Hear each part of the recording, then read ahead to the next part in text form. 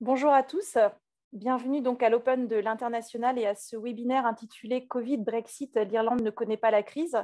Je suis Cindy Le Guerd, donc conseillère internationale chez BCI, et je suis aujourd'hui accompagnée de trois speakers. Léa Biaggi, responsable appui aux entreprises au sein de la CCI France-Irlande, Fabrice Folliot et Sébastien Guimet, consultants chez En Route Consulting.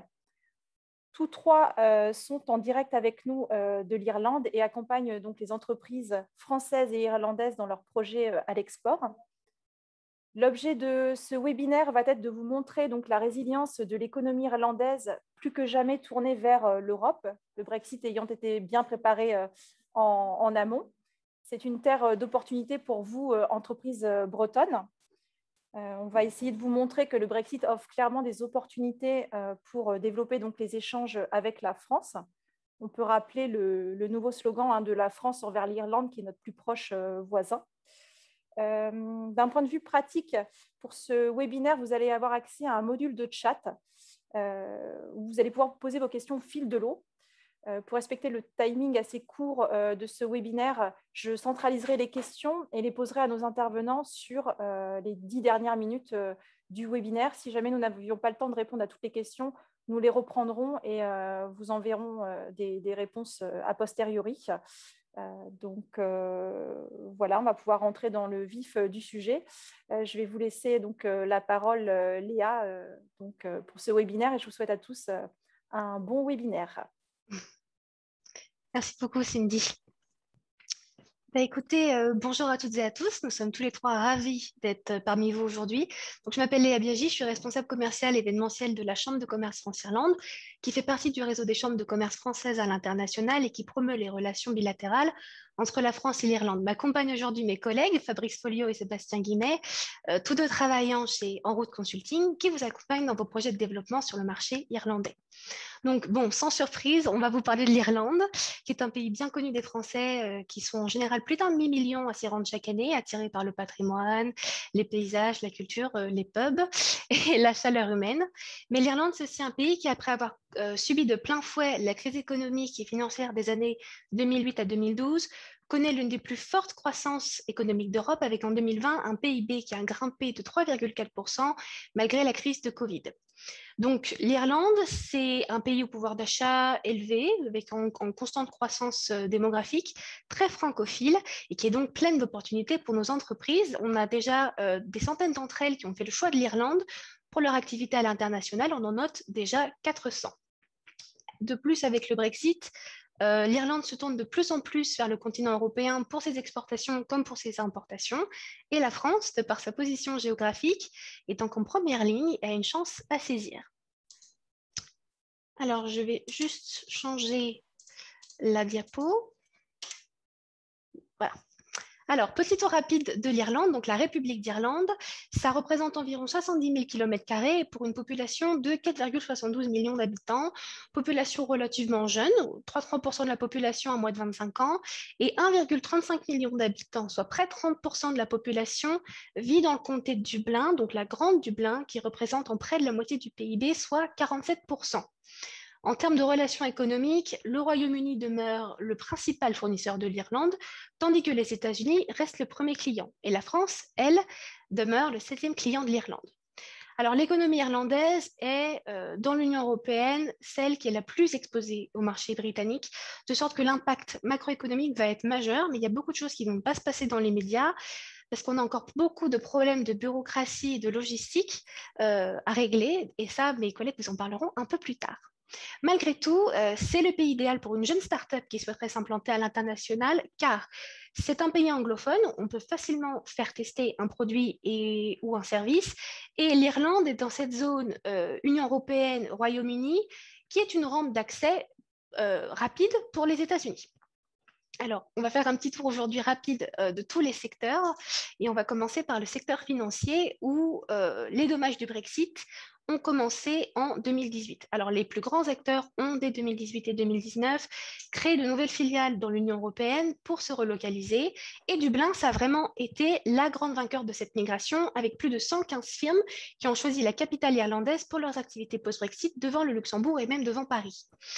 La position de l'Irlande comme seul membre de l'Union européenne parlant anglais, avec un système légal de common law, va permettre de capturer beaucoup plus de flux d'investissements étrangers des USA dans un contexte post-Brexit. Le pays bénéficie dès lors d'un écosystème idéal au développement de la fintech, parce que l'Irlande, c'est maintenant un centre financier mondial reconnu. De fait, plus de la moitié des 50 premières banques mondiales sont en Irlande, avec les grands acteurs technologiques type GAFA, donc Facebook, Google et PayPal. Et il y a aussi également un grand nombre d'incubateurs.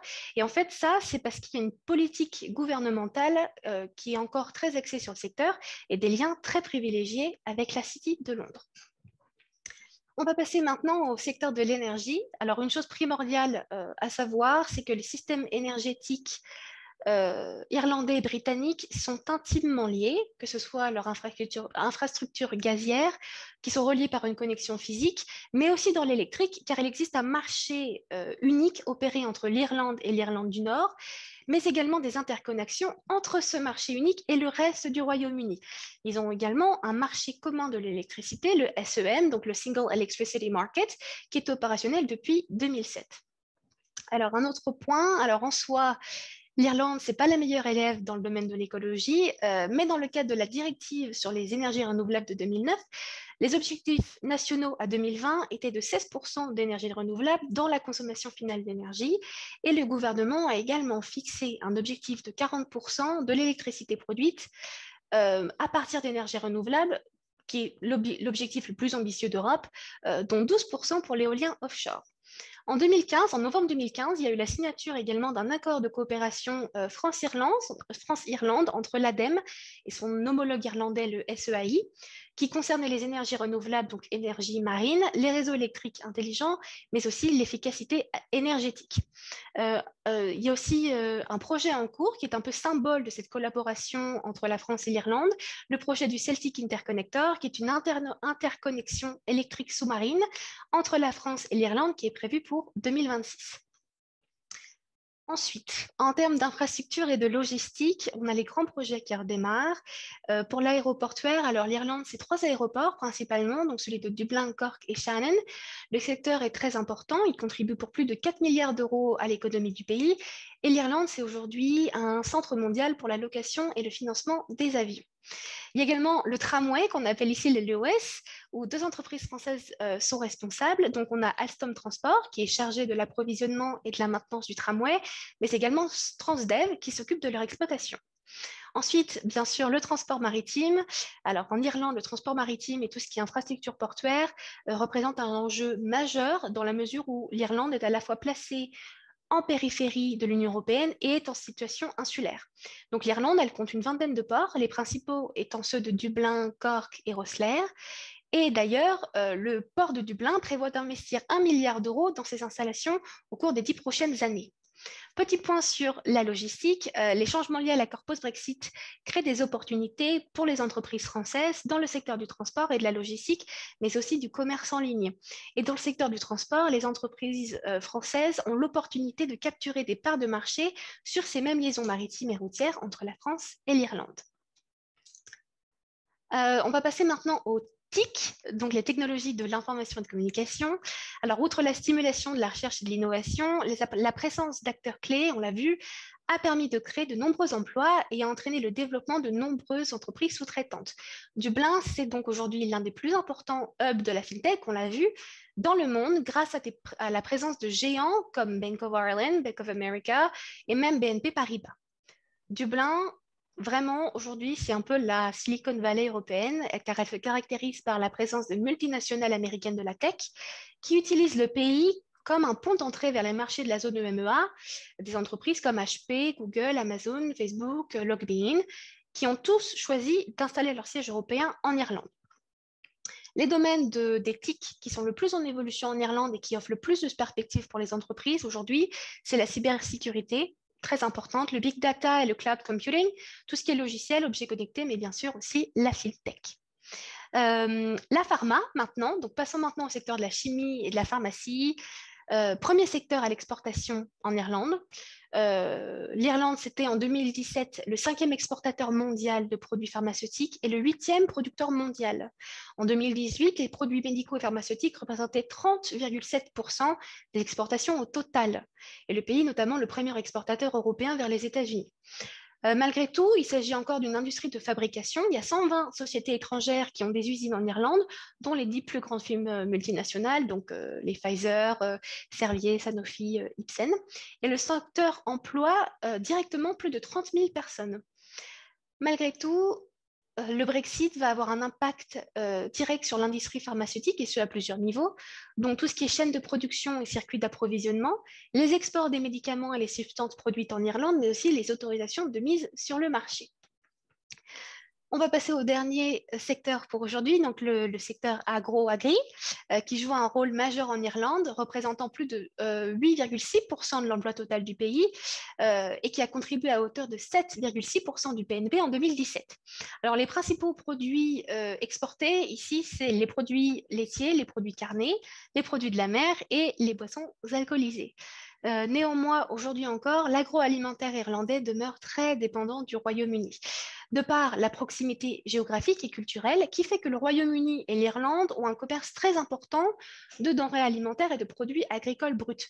Et ce, même s'il y a eu un processus de diversification des marchés qui a porté ses fruits ces 5 dernières années. En 2020, en effet, on a vu que le Royaume-Uni a continué à attirer 33% des exportations irlandaises en valeur, contre 34% vers l'Union européenne et 33% vers le reste du monde. D'autre part, l'Irlande importe des quantités importantes de denrées alimentaires britanniques, avec 51% des produits alimentaires prêts à consommer en provenance du Royaume-Uni. Il y a une grande partie qui provient aussi de l'Irlande du Nord.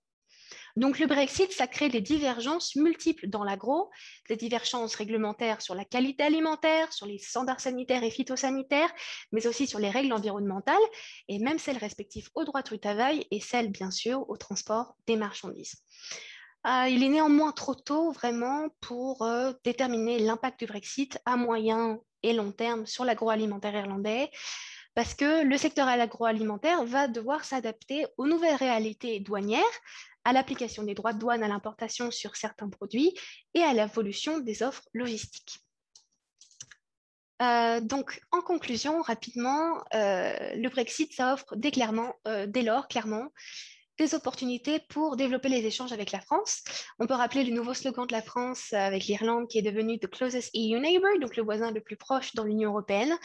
Le problème des douanes et des changements logistiques sont peu à peu contournés par un investissement croissant dans de nouvelles routes liant la France à l'Irlande qui permettront au final d'accéder au marché britannique plus aisément. Les alternatives se développent rapidement. Je pense notamment à la multiplication des traversées entre Dublin-Rosslare et des ports comme Cherbourg et Dunkerque, mais aussi à l'intérêt croissant pour des ports comme celui de Roscoff. Alors, la Bretagne, c'est pour nous le partenaire évident pour l'Irlande, de par son histoire, en tant que maillon des importations irlandaises au Moyen-Âge, les similitudes culturelles celtiques qu'elle partage, mais surtout de par la position géographique qui fait d'elle le point européen le plus proche de l'Irlande. Et donc, du coup, la Bretagne a tout à gagner à faire de l'Irlande son prochain partenaire commercial. Voilà, merci. Merci Léa pour cet aperçu du marché irlandais et des secteurs porteurs. Donc, on va laisser la parole maintenant à Sébastien, puis Fabrice. Merci Cindy, merci Léa, bonjour à toutes, bonjour à tous. Très heureux de participer à cet événement et ce focus sur l'Irlande. Je m'appelle Sébastien Guillemet, donc je représente En Route Consulting. Très rapidement, En Route Consulting, une société irlandaise créée il y a un peu plus de 7 ans maintenant par des Français établis en Irlande et dont la mission est d'accompagner les entreprises dans leur implantation et leur développement commercial sur le marché irlandais. Alors, avec Fabrice Folio, nous allons essayer pendant les 10-15 prochaines minutes de vous donner un aperçu des principales caractéristiques du marché irlandais dans le contexte actuel du Brexit, quelles en sont les particularités, mais aussi quelles sont les opportunités qui en découlent. Voilà. Alors l'Irlande... Sébastien. Pardon ? C'est parfait. C'est parfait. L'Irlande face au Brexit, donc une situation assez unique. Léa en parlait à l'instant, mais de par sa position géographique à l'extrémité ouest de l'Union européenne et de l'autre côté en plus de la Grande-Bretagne, mais aussi et surtout de par le lien historique très fort qu'elle entretient avec le Royaume-Uni, l'Irlande, sans aucun doute, c'est le pays d'Europe le plus directement impacté par le Brexit. Alors même s'il faut mieux éviter l'erreur habituelle de confondre les Irlandais avec leurs voisins britanniques, il est évident, on ne peut pas le nier, les deux marchés ont beaucoup de points communs et ils sont très connectés pour ce qui est des flux commerciaux. Donc aujourd'hui, l'Irlande, elle doit composer avec des complexités qui lui sont propres. Et la première de ces complexités, c'est l'utilisation de ce qu'on appelle le pont terrestre britannique. Alors, le pont terrestre, c'est quoi? C'est tout simplement le fait d'utiliser la Grande-Bretagne comme point de passage pour relier l'Irlande à l'Europe continentale. Alors, jusqu'en décembre 2020, le pont terrestre représentait environ un tiers des échanges commerciaux entre l'Irlande et les autres pays de l'Union européenne, tout mode de transport confondu, mais ça allait jusqu'à 80% du transport routier, du transport roro, ce qui représentait 150 000 camions par an qui traversaient la Grande-Bretagne pour relier l'Irlande et l'Europe continentale. Alors ce pont terrestre, il avait l'avantage d'être efficace, rapide, fiable, économiquement avantageux également. Depuis le 1er janvier 2021, par contre, les transporteurs se retrouvent à devoir effectuer des formalités douanières, vous le savez, pour traverser. Et dans le cas de l'Irlande, du coup, pas seulement une fois, mais deux. Une fois à la frontière entre l'Irlande et la Grande-Bretagne et une deuxième fois à la frontière entre la Grande-Bretagne et la France. Donc, première particularité assez spécifique, on va dire, de l'Irlande. La deuxième particularité de l'Irlande, ou lié à l'Irlande en tout cas, c'est le protocole nord-irlandais. Alors, vous savez certainement, le Royaume-Uni n'a qu'une seule frontière terrestre avec l'Union européenne. C'est la frontière entre l'Irlande du Nord, qui est membre du Royaume-Uni, et la République d'Irlande, au sud, membre de l'Union européenne. Ce protocole, vous le savez certainement également, a été un point d'achoppement important dans les négociations entre le Royaume-Uni et l'Union européenne. Et en fait, c'est encore source de beaucoup de tensions aujourd'hui d'ailleurs. Néanmoins, ce protocole a pour but principal, essentiel, d'éviter une frontière physique entre l'Irlande et l'Irlande du Nord. Il faut bien comprendre que c'est une question extrêmement sensible ici en Irlande. Il s'agit de préserver les termes de l'accord de paix de 1998, qu'on appelle ici l'accord du Vendredi Saint, et qui avait permis de mettre un terme à 30 années de conflit sanglant en Irlande du Nord.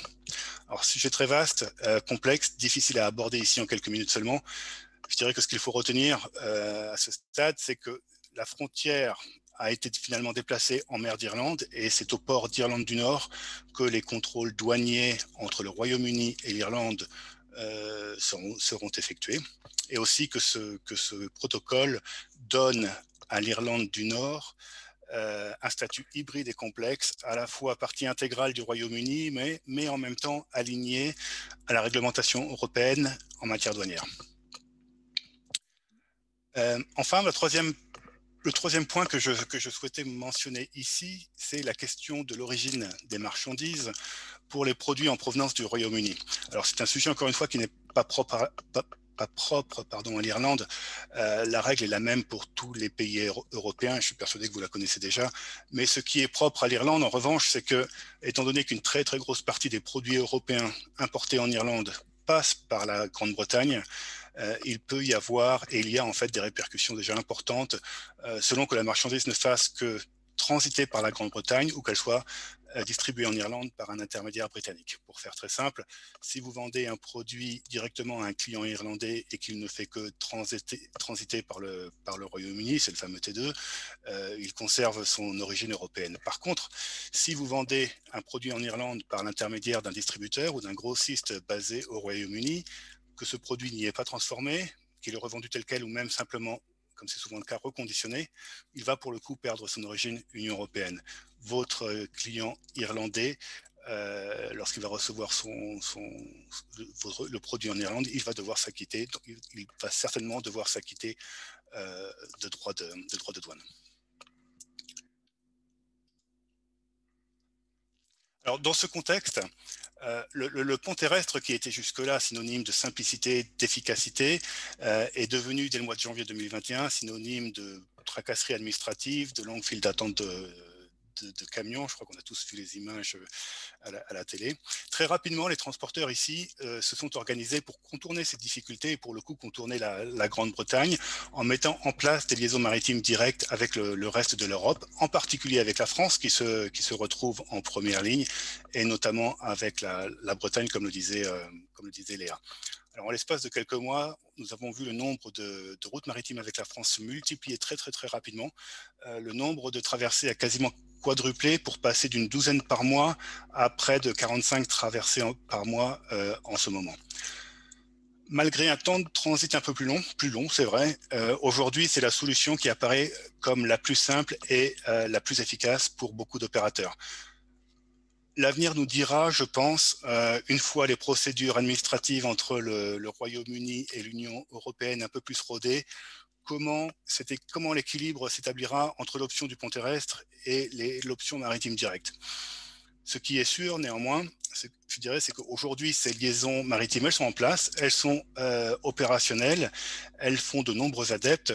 Et je crois que ce qui est intéressant de retenir, c'est qu'elles offrent aujourd'hui de nouvelles solutions logistiques, de nouvelles options à la disposition des transporteurs, mais aussi des sociétés, des opérateurs économiques en général. Alors, en ce qui concerne la distribution, les circuits de distribution et l'accès au marché irlandais, nous l'avons mentionné tout à l'heure, l'Irlande a toujours été extrêmement dépendante du Royaume-Uni pour ses flux commerciaux, à l'export comme à l'import d'ailleurs, pour des raisons évidentes, la taille relativement petite du marché irlandais, les similarités qui existent entre les deux marchés, la prédominance en Irlande des chaînes de distribution et des enseignes britanniques, l'existence aussi en Grande-Bretagne d'importantes capacités de stockage et de plateformes logistiques. Donc bref, très naturellement, la Grande-Bretagne était une plateforme logistique naturelle pour couvrir les deux îles. Et il était très fréquent, on va dire, pour des sociétés européennes en général, de confier la couverture du marché irlandais à un distributeur ou un partenaire basé au Royaume-Uni. Alors, dans le contexte que nous venons de décrire, on peut se poser la question, est-ce encore la bonne approche aujourd'hui si vous vendez en Irlande, si vous souhaitez le faire? On peut se demander, est-ce que cela a encore du sens aujourd'hui de sortir le produit de l'Union européenne, de stocker en dehors de l'Union européenne, dans une autre devise, avant de le faire entrer à nouveau en Union européenne et en Union européenne et de le reconvertir en euros? Je pense qu'on peut se poser la question. Et il y a une autre question qui se pose également. Est-ce que les distributeurs britanniques, qui eux aussi finalement se retrouvent confrontés à de nouvelles contraintes pour exporter en Irlande, est-ce qu'ils vont toujours avoir le même appétit pour couvrir le marché irlandais?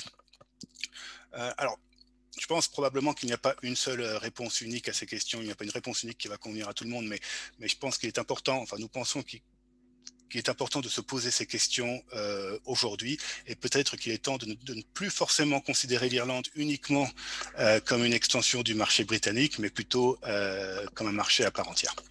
Et puis on commence à entendre de plus en plus parler aussi de la possibilité pour le nord-ouest de la France, donc la Bretagne inclus bien évidemment, de se positionner comme une nouvelle plateforme de distribution pour servir le marché irlandais. Donc il y a des discussions qui se mettent en place, des choses qui se mettent en place, des réflexions, et sans aucun doute, dans ce sens, des opportunités pour les entreprises françaises et notamment bretonnes. Pour conclure sur cette sous-partie, il faudrait juste dire que de leur côté, les entreprises irlandaises, elles ont déjà pris le pas.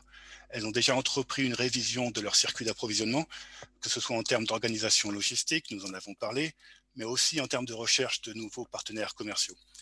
Donc notre message aujourd'hui, c'est si vous vous intéressez au marché irlandais, sans aucun doute, aujourd'hui, il y a des opportunités à les saisir. Et sur ce, je voudrais laisser la parole à mon collègue Fabrice, qui justement va revenir plus en détail sur les opportunités du marché irlandais. Très bien, merci Sébastien. Donc bonjour à vous tous. Donc comme Sébastien l'a expliqué. Pour ma part, on va voir comment le marché irlandais présente de nombreuses opportunités. Alors déjà, pour commencer, le premier point qui est important, c'est qu'effectivement, comme l'a expliqué Léa, l'économie irlandaise est très dynamique, mais il faut quand même comprendre qu'il y a de nombreuses disparités. Effectivement, donc, sur le papier, l'économie s'en tire très bien dans cette période compliquée, hein, marquée par la Covid et le Brexit. Elle est arrivée en très bonne forme, dans ces deux crises, avec, par exemple, un taux de chômage extrêmement faible. Et donc, si en 2020, l'année a été marquée par un ralentissement, elle reste malgré tout le seul pays européen à avoir connu un taux de croissance positif de son PIB. Et 2021 est parti en trombe malgré les effets du confinement, avec 7,8% de croissance sur le premier trimestre et une croissance prévue sur l'année à 11%.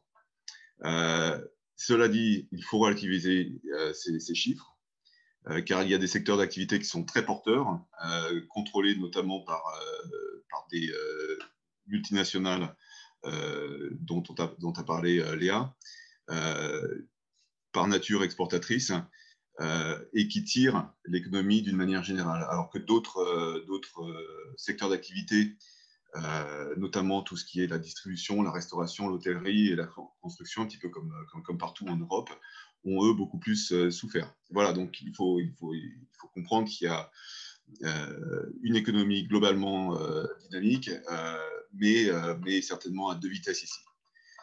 Une autre caractéristique de l'économie irlandaise est qu'elle est à la fois très ouverte au monde et bien intégrée dans l'Union européenne. Donc, oui, c'est une économie très, très, très ouverte, hein. Il faut savoir que l'Irlande exporte plus de 80% de ce qu'elle produit, et elle importe les 3/4 de ses besoins. Mais elle est également très tournée vers l'Europe, hein, puisqu'elle y réalise 40% de ses échanges économiques. Ce qui signifie qu'il y a beaucoup d'opportunités à saisir. Ajouter à cela le Brexit. Donc, les importations venant du Royaume-Uni se sont écroulées de moitié sur le premier trimestre, hein, ce qui est assez impressionnant. Et c'est une tendance qui se vérifie sur le second. Donc, s'il y a certainement eu un effet de surstockage de la part des entreprises fin 2020, c'est quand même bien le signe que les entreprises irlandaises vont chercher à travailler avec d'autres fournisseurs que leurs fournisseurs traditionnels anglo-saxons. Autre avantage de l'Irlande, nous sommes sur une société de consommation typiquement issue du modèle anglo-saxon, donc société caractérisée par une population qui a un pouvoir d'achat très important et qui n'hésite pas à dépenser de manière impulsive avec un taux d'épargne très faible. Et donc tout ça en fait un marché avec des opportunités, et c'est aussi un bon marché test avant d'attaquer les gros morceaux que sont les États-Unis et le Royaume-Uni. D'une part, c'est un pays dans lequel il sera forcément plus facile de travailler, hein, parce qu'on est dans l'Union européenne et dans la zone euro. C'est aussi un petit marché avec ses 5 millions d'habitants, donc l'erreur aura forcément moins de conséquences. Et enfin, l'Irlande conserve malgré tout des liens assez forts avec le Royaume-Uni et aussi les États-Unis.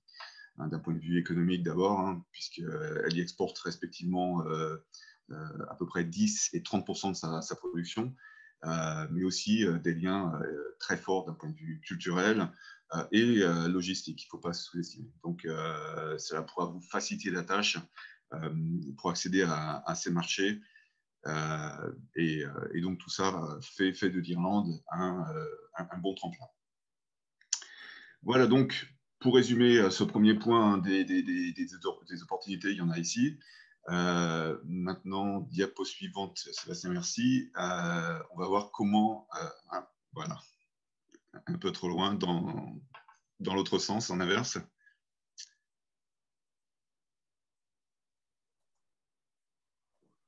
Ok, merci. Donc, on va voir comment envisager le marché de manière un peu plus terre à terre, hein, comment les affaires se font ici, et vous donner quelques conseils. Donc, peut-être pour commencer, quelques généralités. Donc, vous savez sans doute que les Irlandais sont bien connus pour être de grands pragmatiques. Hein, des mauvaises langues pourront parler d'une culture un peu du court terme. Mais pour moi, il faut aller au-delà de ces clichés et comprendre qu'il y a une vraie culture du résultat dans les entreprises, ce qu'on appelle ici vraiment une can-do attitude. Un autre point, c'est que les Irlandais en général sont des animaux très sociables. Il y a la fameuse culture du pub, hein, bien sûr. Donc en général, les interlocuteurs sont plutôt amiables et faciles d'approche. Mais il faut aussi noter qu'il y a un sens de la communauté qui est également très fort. Une place de la famille très, très importante. Et donc, tout ça pour dire que malgré cette facilité apparente d'accès, ça peut prendre quand même du temps pour bien s'intégrer réellement dans la société. Et de la même manière dans le monde des affaires. Il faut aussi noter qu'il y a une culture de la conformité qui est importante, hein, ce qui se rapproche peut-être plus de leur côté anglo-saxon que de leurs racines celtes. Hein. Je pense que les Bretons parmi vous comprendront. Cela veut dire que les politiques et réglementations dans la société en général et les entreprises en particulier sont plutôt bien suivies. Et puis on a vu d'ailleurs dans la gestion de la crise de la Covid, hein, puisque les gens se sont conformés assez rapidement et assez strictement aux directives. Et pareil avec la vaccination qui est très suivie, d'ailleurs je crois comme en Bretagne. Hein. Dans la même veine, il y a aussi un respect de la hiérarchie et des structures qui sont d'ailleurs moins stratifiées qu'en France en général. Elles sont plus simples, et donc il y a une responsabilisation assez importante de l'encadrement intermédiaire, hein, ce qui implique souvent un processus de décision qui va être plus simple et plus rapide. Au niveau du premier contact avec les entreprises, alors c'est vrai que, comme tout le monde, hein, l'Irlandais préférera travailler avec son réseau, mais malgré tout, ce premier contact reste plus facile, y compris pour des entreprises étrangères, et la prise de rendez-vous sera plus simple, plus facile. Un petit conseil malgré tout, pour autant qu'il soit plus facile de prendre un rendez-vous, il faut quand même, il est aussi plus facile pour eux de l'oublier, donc il ne faudra pas oublier de notre côté de toujours bien valider ce dit rendez-vous la veille. En termes d'une gestion d'une réunion de manière globale, que faut-il savoir? D'une manière assez générale, les Irlandais peuvent souvent être en retard pour leur réunion. Donc ça, il ne faut pas s'en offusquer. Ils préfèrent aussi assez facilement l'informel. Donc, par exemple, les gens s'appellent tous par leur prénom ici, quel que soit d'ailleurs le niveau de responsabilité. Et s'ils vous parlent en français, ce sera toujours le tu et non le vous. Ils vont pas faire la différence. De la même manière, tout ce qu'on appelle le small talk, hein, donc c'est un petit peu parler de tout et de n'importe quoi en début de réunion, ça va être assez important et il ne faut surtout pas le négliger parce que l'Irlandais va toujours se caler un petit peu sur ce type de communication et aller même assez souvent, si vous commencez à le connaître un petit peu, sur le niveau assez personnel en termes de communication. Et il vous demandera des nouvelles de votre femme, de vos enfants ou même de votre chien.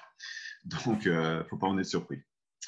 En conséquence, donc, ça rend parfois des réunions qui sont moins structurées, hein, plus informelles, ce qui signifie que pour nous, souvent en termes de contenu, il faut, en tout cas c'est ma recommandation, il faut aller vers quelque chose de simple, de pragmatique, et ne pas hésiter à aller rapidement à l'essentiel.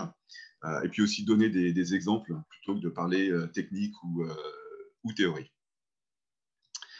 Alors, au niveau de la négociation, ça c'est un point intéressant et important. Il faut savoir que tout ici est négocié, hein, c'est un sport national. Et donc, attention, ils sont très forts et très malins à ce jeu-là. Ce qui signifie, méfiez-vous parfois de l'image un petit peu naïve, un petit peu sympa de vos interlocuteurs. parce que, et c'est une image parfois qu'ils peuvent donner, mais moi je peux vous assurer qu'ils ne sont pas naïfs, donc il faut faire attention. Ils disent aussi rarement non, hein, ce ne sont pas des gens qui sont dans la confrontation, donc même un oui ne veut pas forcément toujours dire oui, ça veut parfois dire non. Et très certainement, quand ils tapent en touche, hein, quand ils remettent une décision à plus tard, ou vont trouver une excuse, c'est presque dans tous les cas, ça veut dire non. Enfin, peut-être au niveau parfois des promesses sans conséquence, c'est plus une forme de politesse, ou typiquement par exemple une invitation ou quelque chose. Oui, c'est plus une forme de politesse qu'une réelle invitation. Donc, bon, parfois, il faut savoir lire un petit peu entre les lignes ici. Et puis, peut-être pour finir, peut-être un point sur lequel je vais mettre l'accent, c'est l'importance du suivi. Donc, d'une manière générale, l'Irlandais est très curieux. Il va ce qu'on appelle un early adopter, donc il va adopter des nouvelles solutions, des nouveaux produits assez facilement. Mais il peut aussi avoir assez vite tendance à passer à autre chose. Et donc, il y a un vrai besoin de suivi de vos clients, un vrai besoin de proximité pour surtout, je dirais, choyer la relation qui est établie ici. Et puis peut-être un dernier détail, hein, quand on parle de suivi, attention aux termes de crédit qui sont pas ou peu respectés. C'est un petit peu comme la négociation tout à l'heure, c'est un petit peu un sport national de payer en retard. Et c'est pas que les gens soient malhonnêtes ici, au contraire, hein, l'Irlandais va toujours payer, mais très lentement. Donc il ne faut pas hésiter à les relancer. Alors voilà donc, hein, pour résumer et conclure notre webinaire, hein, si l'Irlande ne connaît pas la crise, effectivement, ce qui était un petit peu le titre un brin provocateur de notre présentation, il faut quand même relativiser les choses. C'est une économie à deux vitesses, avec de grosses disparités, mais qui présente aussi de nombreuses et multiples opportunités, comme on l'a vu. Donc, on a un petit peu survolé tout ça. C'est difficile de rentrer dans plus de détails et de rester dans le temps imparti, mais il y aura peut-être des questions qui vont nous permettre de creuser certains aspects. Merci. Merci à tous les trois pour la pertinence de votre présentation. Alors, pour le moment, je ne vois pas forcément de questions. N'hésitez pas à nous poser des questions sur le module que vous avez normalement en face de vous. Il nous reste environ 10 minutes pour pouvoir échanger avec Sébastien, Fabrice et Léa. Moi, j'avais quelques questions. Ce qu'on voit, c'est que le gouvernement irlandais avait beaucoup préparé, en tout cas avec le monde des affaires, le Brexit, que les entreprises irlandaises étaient prêtes dès le 1er janvier pour remplir les formalités administratives requises. Est-ce que l'on peut quand même dire que les exportateurs irlandais commencent à s'éloigner du marché britannique traditionnel et à s'orienter un petit peu plus vers l'Europe occidentale? Est-ce qu'ils cherchent des nouveaux fournisseurs, des routes d'expédition plus directes? Quel est votre avis sur le sujet? Oui, je peux reprendre cette question. Oui, effectivement, on l'a vu, hein, moi je vous ai dit, premier trimestre, moins 50% sur les importations britanniques en Irlande, c'est énorme. Et c'est une tendance qui continue. Donc ça, c'est une évidence. L'Irlandais est pragmatique. Donc ça signifie que des problèmes, des difficultés, il va y voir aussi des opportunités. Et donc, il va aller assez facilement trouver d'autres solutions. Il y a eu une grosse préparation, comme vous l'avez dit, hein, dès que le Brexit a été voté. Ils sont mis en ordre de marche très, très rapidement, contrairement justement aux Britanniques, ce qui est un peu paradoxal. Et donc,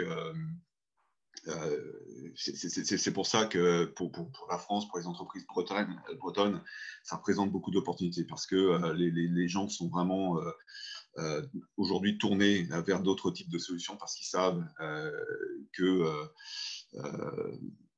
le Royaume-Uni, aujourd'hui, c'est quand même beaucoup plus compliqué de faire du commerce avec. Ok, merci pour cette réponse. Donc, ce qu'on a vu aussi, c'est que le protocole, il donne donc à l'Irlande un statut un petit peu hybride, comme on le disait, car à la fois membre du Royaume-Uni, mais aussi de l'Union douanière et du marché unique, donc de l'Union européenne. Et contrairement à la Grande-Bretagne, l'Irlande continue d'appliquer la législation européenne, notamment en matière de tout ce qui est sanitaire. Au vu de l'actualité récente, est-ce qu'on peut dire que le protocole il menace l'intégrité du Royaume-Uni et perturbe un petit peu les échanges Prendre cette question. Alors déjà, il faut être précis quand on parle de l'Irlande, de l'île d'Irlande et du protocole. On parle bien de l'Irlande du Nord, oui, bien sûr. De l'Irlande du Nord et pas de la République, d'Irlande. Alors Bien évidemment. plusieurs questions dans cette question très générale. La dernière, c'était est-ce que ça menace, je crois, l'intégrité du Royaume-Uni, c'est ça? Oui. En tout cas, c'est le discours qui est tenu par certains partis politiques du nord de l'Irlande.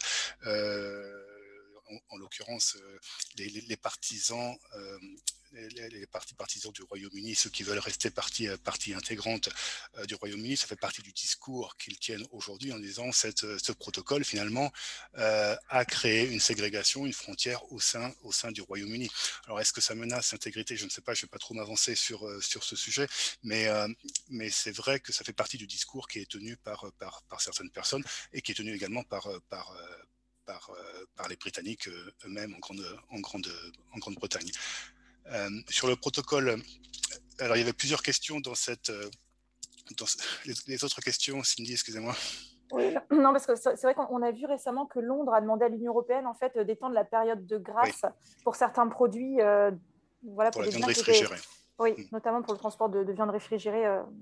Alors ce protocole, il faut bien avouer que c'est quelque chose d'extrêmement complexe à mettre en place. Et on voit que déjà, donc, il y avait un certain nombre d'échéances qui étaient prévues au cours de l'année 2021. La première, c'était pour les supermarchés qui avaient jusqu'au mois de mars pour fournir des certificats sanitaires pour les produits agroalimentaires qu'ils envoyaient en Irlande du Nord. On a vu qu'ils n'ont pas réussi et qu'ils ont pris la décision un petit peu de même d'ailleurs de repousser cette échéance de 6 mois.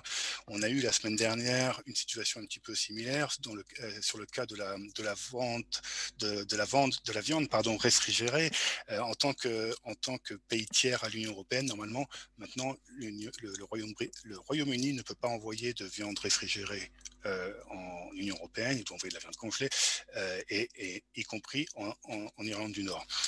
Ça a créé énormément de tensions puisque cette échéance qui devait arriver à fin juin, le Royaume-Uni s'est aperçu en fait qu'il ne savait pas comment faire.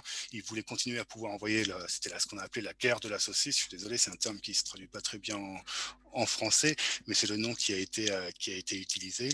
Et le Royaume-Uni a demandé à l'Union européenne une extension supplémentaire pour pouvoir continuer à envoyer ces produits à base de viande réfrigérée en Irlande du Nord jusqu'à fin septembre.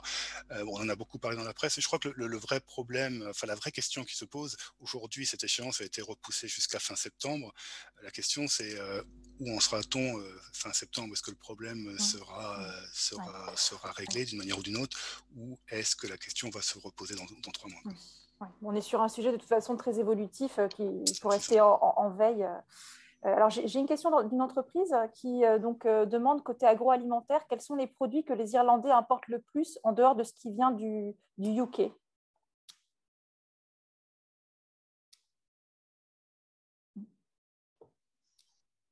Alors, moi, je n'ai pas de réponse précise à apporter. Léa, je ne sais pas si c'est un point de vue macro. Oui, pardon, mon micro était coupé. Je n'ai pas une réponse précise non plus. Je sais qu'il y a énormément d'intérêt il y a énormément d'importation de fruits et légumes. Oui. Très intéressant parce que le climat n'est pas aussi favorable, on va dire, à certains légumes et fruits qu'on peut, par exemple, profiter chez nous. Donc, c'est l'un des exemples. Là, j'en ai pas d'autres sous la main, mais n'hésitez pas à m'envoyer votre question et j'aurai le détail plus tard. Ouais, il y a aussi pas mal de choses qui se fait en tout ce qui va être céréales, alimentation animale, nutrition animale, parce que il y a pas d'autosuffisance ici, comme beaucoup le sauront. Il y a un élevage qui est principalement basé sur de l'herbe, mais qui ne va pas suffire, et il y a assez peu de céréales de par le climat qui vont pousser ici. Donc, il y a beaucoup d'importations. Il y avait eu d'ailleurs tout un sujet fait au niveau du besoin de farine qui, à l'origine, venait du Royaume-Uni et d'un besoin d'en faire venir d'Europe. Donc, de ce point de vue-là, il y a beaucoup d'opportunités. Puis, également, dans les groupes, Léa, tout à l'heure que tu as cité, français qui sont présents ici, il y en a énormément dans l'agroalimentaire, parce que s'il y a une industrie qui est présente, elle n'est pas énorme. Donc, il y a beaucoup d'opportunités de ce point de vue-là. Bah, écoutez, merci pour vos réponses. Il est 14h45. Vous avez parfaitement tenu le timing. Merci donc pour votre attention. Merci à nos speakers pour leur disponibilité, la qualité de votre présentation. Voilà, j'ai déjà un retour d'entreprise qui m'indique que votre présentation était très claire et concise. Donc, merci à tous les trois de nous avoir montré que l'Irlande était clairement une terre d'opportunités pour les entreprises bretonnes.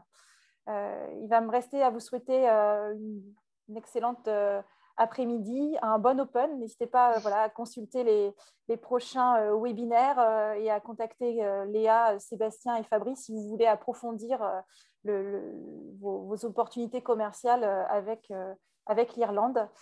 Donc, belle journée à tous et à très bientôt. Merci à vous tous. Merci beaucoup. au revoir. Au revoir. Merci, au revoir.